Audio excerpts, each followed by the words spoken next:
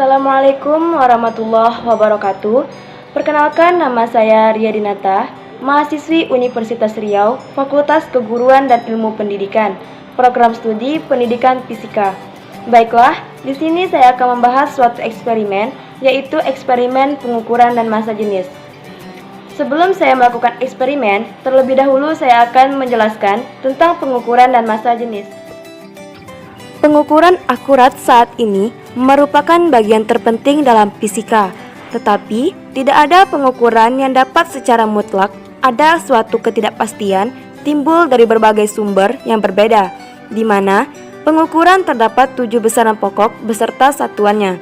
Massa jenis adalah perbandingan antara massa dengan volume benda. Massa jenis diturunkan dari besaran massa, satuannya kilogram dan panjang meter. Satuan massa jenis adalah kilogram atau meter kubik atau gram per mililiter atau gram per sentimeter kubik. Massa jenis disimbolkan oleh rumus Rho sama dengan M per V. Rho yaitu massa jenis, satuannya kilogram per meter kubik atau gram per sentimeter kubik. Sedangkan M, massa benda, satuannya adalah kilogram atau gram. Dan volume benda, satuannya meter kubik atau sentimeter kubik. Tujuan dari eksperimen ini, yang pertama kita mampu melakukan pengukuran beberapa alat ukur yang tersedia di rumah. Yang kedua, kita mampu menentukan NST atau nilai skala terkecil dari alat ukur tersebut. Yang ketiga, kita mampu menentukan massa jenis suatu benda beraturan dan tidak beraturan. Alat dan bahan yang digunakan. Yang pertama, mistar atau penggaris. Yang kedua, timbangan, sesuai dengan jenis timbangan yang ada di rumah. Yang ketiga, benda yang akan diukur, benda beraturan seperti balok kayu, dan benda yang tidak beraturan seperti batu.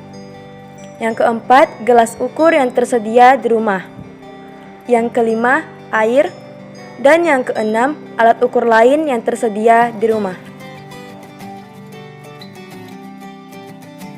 Yang A yaitu pengukuran dimensi batang. Langkah pertama, panjang batang diukur sebanyak 4 kali menggunakan mistar. Yang kedua, lakukan langkah 1 menggunakan jengkal.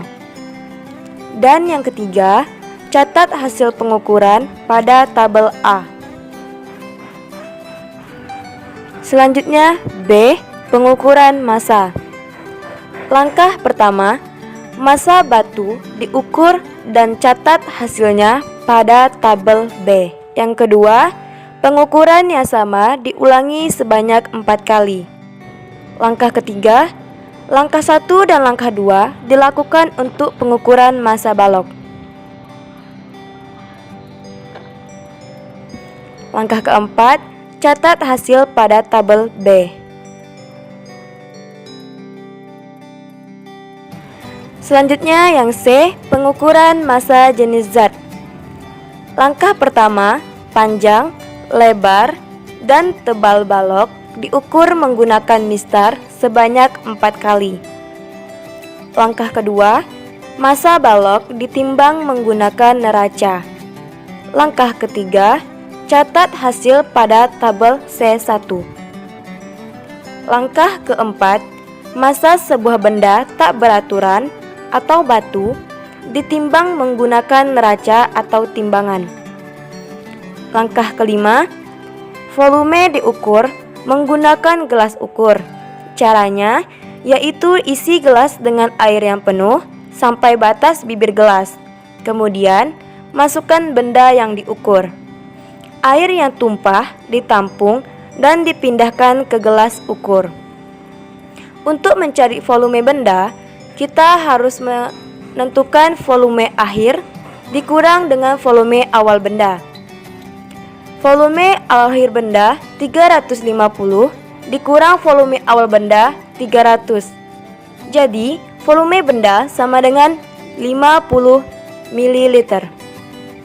Langkah keenam, pengukuran dilakukan sebanyak 4 kali lagi dan hasilnya dicatat pada tabel C2.